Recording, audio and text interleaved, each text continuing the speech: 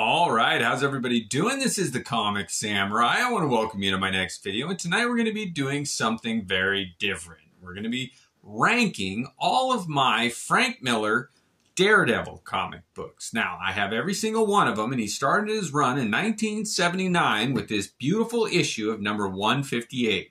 So let's go ahead and jump right in.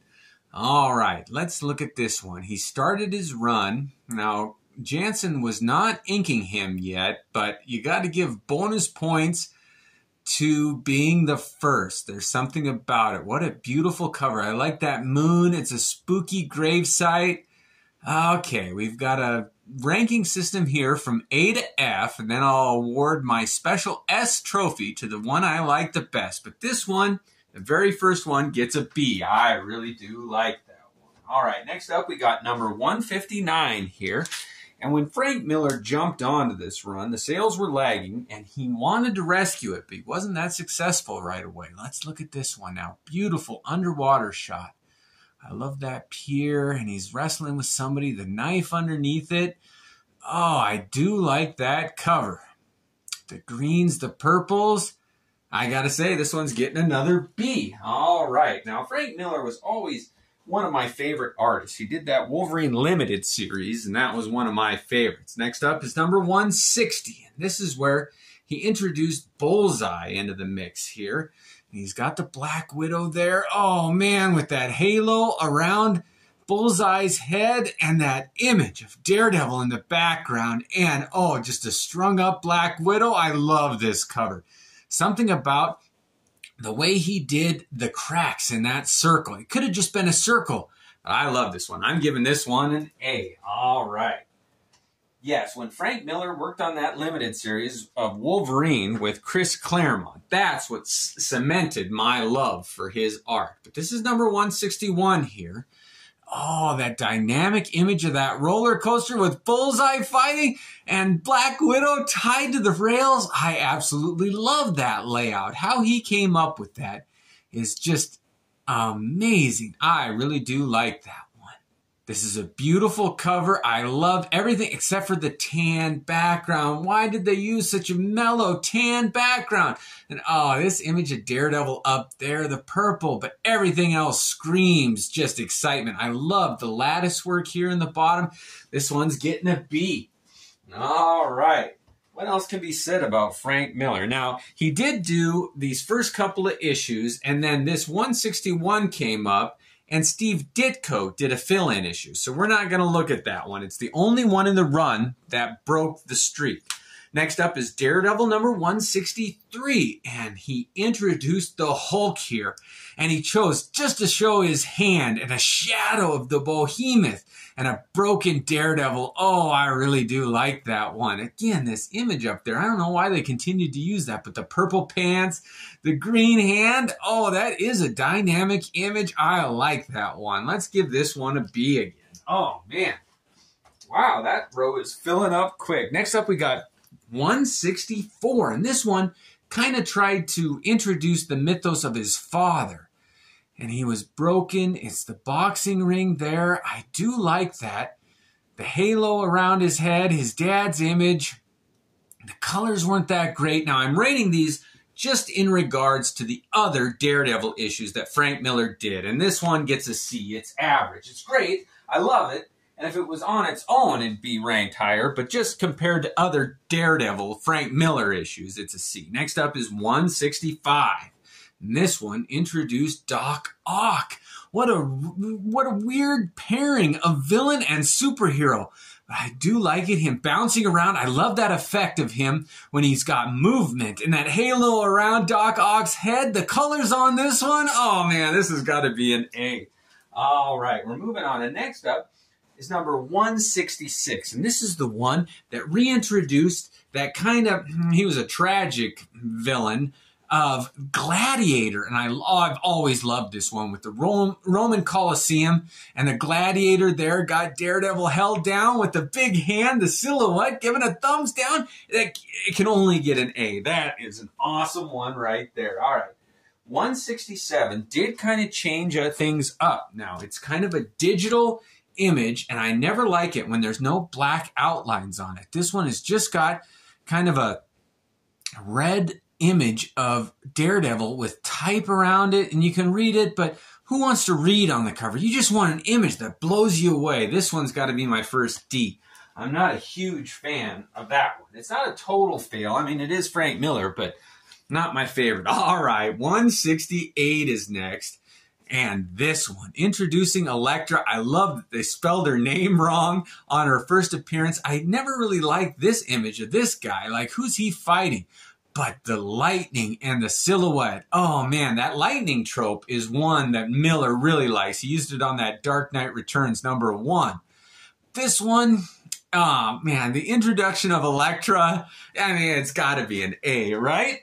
All right, and we're moving on to number 169.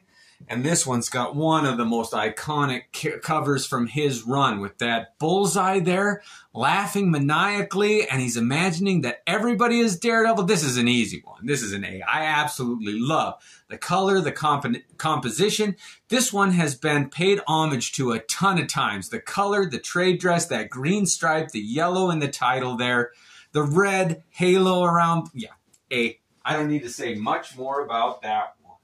All right, next up is 170, and everybody knows that it was right about now that Klaus Janson started working with him, doing the inks, and Miller would give him the layouts, and as the series went on, more and more, Klaus took over more responsibilities, but this one, with the Kingpin hovering, and he's got Daredevil in his grasp. I love the colors, that blue skyline, the green underneath, the lit from below.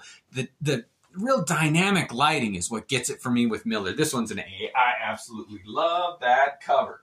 All right, next up we got Daredevil 171, and this continued his fight with the Kingpin and Daredevil just kicking him in the face. I love the difference in size of those two characters. Like, look at the thickness of Kingpin's leg compared to little teeny Daredevil's legs, and the black background, the type there, everything works on this one.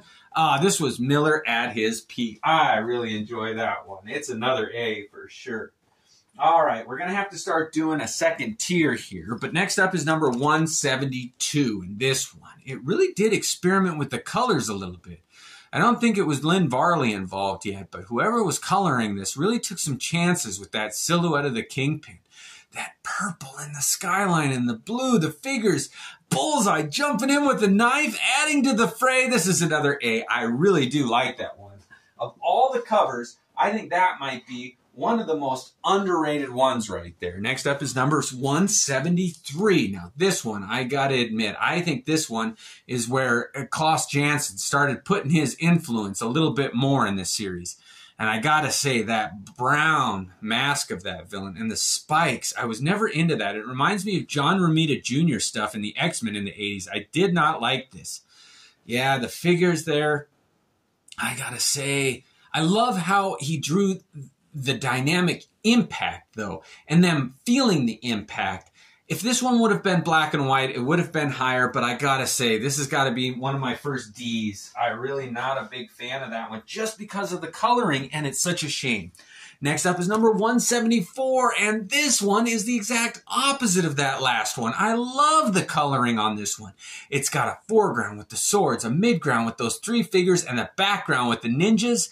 The silhouettes, now that's how you do a silhouette. Everything about this, the Gladiator, Elektra. I love this cover. It's an easy A. I really do like that one. All right, now he started in 79 and continued into the 80s, and you can start feeling that 80s influence in this number 175 here. He's back-to-back with Elektra, defending against all those samurais, the hand. Miller really introduced that samurai kind of fighting style with Daredevil that hadn't been seen before. I love the graffiti. The end? Question mark? Oh, it's just a stark cover. This is a favorite of mine, but it's got to be a B. I really do like that one. All right, moving on, we got 176. And again, they're bouncing back to some odd choices in the color here. I remember seeing this one and being like, is that Miller? I don't know. But yes, it is. And they really made that wall green behind Daredevil there. And the yellow lightning, it clashes. The colors just do not mix for me in my eyes. And the banners, whenever they did a huge banner, that's like 1/8 of the cover that they're eating up.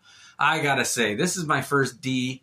that I just feel real confident about. There's no doubt in my mind. Next up is 177. And again, this one hit me so weird. I saw it in that big banner across the top. What does that have to do with Daredevil? But it's got the great trade dress there, but the monster with the eyes and the pink and the irises were drawn kind of wonky. Yeah, I don't know. If I saw this one on the cover, I'd have bought it, but I wouldn't have been excited about it. This one gets a D again. All right, it's like you either really like it or you don't. This is really, it's polarizing. Next up is number 178. Let's take a look at this one. With the silhouettes of Iron Fist and Power Man, I think that's who it was. But they didn't put lines around the figures. They just had the color separations, and I never liked that. This is a static image. The pink and the yellow, I gotta say, I don't like this cover. I hate to do it, but this is my first F. Oh, man, I am so sorry, but F for Frank. Let's say that. Next up, we got Daredevil 179 and this one. There is so much nostalgia tied up in this comic book. I had a friend who told me a story where there's a scene in this in a movie theater where Elektra stabs a guy through the seat with her sai, and he was always afraid in movie theaters to get stabbed through the seat now. And every time I go to a movie, I think of that. But I love this cover. It's an easy A, and it will be in the running for the S. Next up, we got number 180, and I gotta say, this one was not one that excited me. I really did not like this one when it came out. Those green hands with the white, I think that was kind of the point. But, oh, I mean, it is kind of a dynamic image. The close-up, that hadn't really been done before, but the coloring on this, again, the white with the green, there was no variation in those hands. It was just not my favorite. This one's a D also. Wow, no C's. That's interesting. Next up, we got 181, and this is one of the iconic covers in his run. The only demerit is that Elektra didn't really die. She came back. She had her own series. And this was supposed to be the death of Elektra. I'm punishing this one. I'm sorry, but if you're going to kill a character, kill them. And leave them dead. Let them rest. And they didn't on this one. This one gets a C. And it's lucky to get that. All right, next up is Daredevil number 182. And I love this one. I saw this on the wall of a comic book. It was one of the first ones I ever bought off the wall. Oh man, he's hugging that cross. This type here, it worked with the red. I do like this one. The first time I was like, oh yeah, Daredevil Matt Murdock is a redhead on here. Yeah, I gotta say, this one's a B. I really do like that. And this was that great run where he fought the Punisher. Number 183 is next. And this one, oh man, I love this one. It really revolutionized what comic book covers could be for me. I love this one with the Punisher. Great story too. Dealt with a lot of issues. This one's an easy A. Oh, I do like that one. All right, we're filling it. Boy, this is top heavy. I mean, it's all Daredevil Frank Miller, so they're all great, but you got to compare them just with each other. And this is 184. This is an easy A. I'm going to say it before I really examine it and really pick it apart. But the gun, the only thing is that it might be glorifying violence, and I don't like comic books to do that. But I'll give this one a pass because it's just become such an iconic image. And in the end, it is a good message against violence. So it redeems itself. Easy A, and it's in the running for the S tier. Next up, we got Daredevil 185. This one was an interesting one. I don't know if Miller was running short on time, but it's just his image getting like blasted by a light. I don't know if it's a train, a subway. I do like how the train dress has been demolished. Somebody spent a lot of time doing that detail, but this one doesn't really connect with me. It's a C. All right. Now, I did buy these out of order and read them out of order, and it's much better when you read through it from the beginning. I mean, there is a through line, and it's a great series. This is number 186, and I think Miller was experimenting with not using lines. He just used color separations in the background there. And it's interesting, but it didn't really work for me. I really like a black line to separate my colors. And the blue and the yellow and the orange work. They threw in that pink on the title. Why did they do that? You know, this one's not one of my favorites. It's going to be a C. I mean, I get it. but it didn't really work for me. Next up is 187, and this was another one where they had to be experimenting with just white backgrounds, but the pink in the word bubble, why did they do that? If that had been blue or something, this might have been one of my favorites, but I really, oh, that pink, it just doesn't fit the tone of it. Whoever colored this, I would love to say, why did you use pink in that? It went against, it was antithetical to the whole message they were trying to get across. Yeah, this one, I don't know. If it was something else, but it's a D, I'm just not a big fan of that. And sometimes it's a cop-out when they just use a lot of white. Next up is 188, and on this one, they used a lot of black, but they did emphasize the spider-like qualities of Black Widow, and I always liked that, and I always dug the relationship between Natasha Romanoff and Matt Murdock. It was always a give and take, and you didn't know if they were dating or not. This is a great one. I do like it. Let's see, is it an A or a B? Oh, compared to all the other ones, I gotta say it's a B, though. It's a fairly simple image. And I don't really like how I like McFarlane webbing better. That was a little simplified for me. Next up is 189. Now, my knee-jerk reaction is to rate it pretty low because it's simple. But looking at it more and more, I love the explosion of energy in it. And Miller does like that trope of using the yellow and the red a lot. In this one, he used a green color in the trade dress there. The hand, just the simple hand, holding the sword there. Oh, what a great image. This has got to be a B. I like that one a lot. All right. And look at this next one, number 190. And this was a different one. Holy cow. This really broke away from the other ones. And I got to say, I have never liked this one. It was where they were, again, investigating the resurrection of Elektra, and they decided she wasn't alive, like they did it a number of times, along with their Elektra Lives graphic novel. So this is my first, I gotta say, this is an F. I never liked how the green mist was across a red figure with the yellow, the pink. I'm sorry. This was a fail for me. It did not resonate with me. I'm so sorry.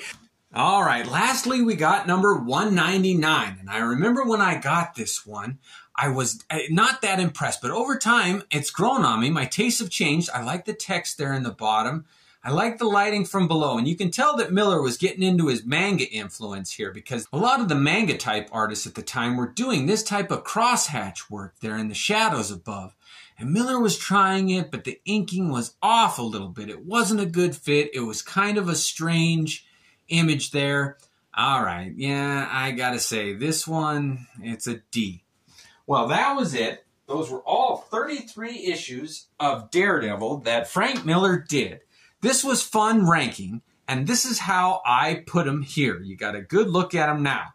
But I am going to go ahead and find out and take a look at my A-listers here in that top row, and I'm going to pick my number one favorite. So let's go ahead and have a look. We've got Daredevil and Bullseye, Doc Ock, Gladiator, First Elektra, Bullseye, Kingpin, Elektra and Gladiator, Elektra here, Punisher, that the gun exploding. This one sticks out at me right away. I'm gonna pick, but the Elektra, the first one, Daredevil with the hands. Oh, the Gladiator there. I've talked about this one so much before. All right, this is my S tier Daredevil Frank Miller comic book cover. Everything about this cover I like. The colors. There's 3 layers of foreground, midground, and background. I like the Gladiator there. I like how he did the blood on the Gladiator's arm is just simple black. The sword's coming in. The reflection off of that tip. This is definitely my all-time favorite Frank Miller Daredevil cover. Well, this was fun ranking all of those. I enjoyed it. I hope you did too. I'm going to do some other runs where I have a complete artist's work on a title. So join me then. But thanks again. Have a great night, and we'll catch you next time.